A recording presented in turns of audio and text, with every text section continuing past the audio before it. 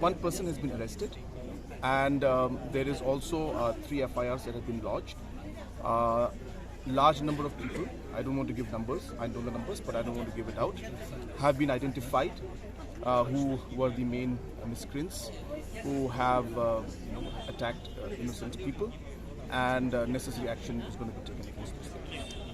Actually, the 3 people who were injured, they were given the necessary treatment. The injuries were not of a very serious nature. Of course, they were hurt, but it was not of a serious nature.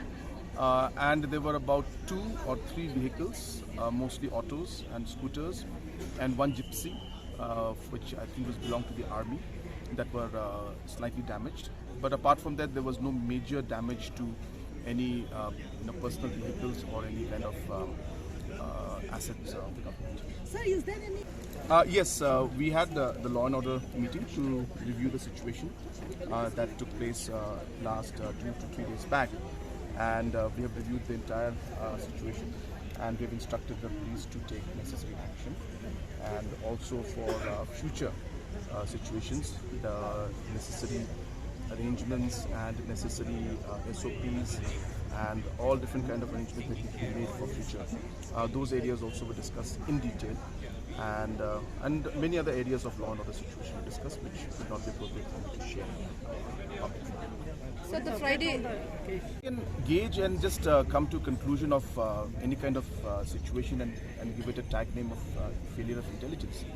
But in situations like these, especially when organizations are there who are asking for different kind of permissions to hold these programs, there is a sense that, of course, as they've mentioned, that they will follow the procedures and everything. There is, administration always believes that there is some sense of at least some trust in this entire process.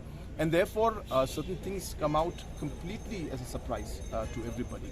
And in this entire incident that happened, there were few selected people who were identified, and and therefore it could be clearly seen that out of the 1,500 plus people who were there were very, very few selected who resorted to this kind of a violent activity, and hence this was something that was completely came as a surprise.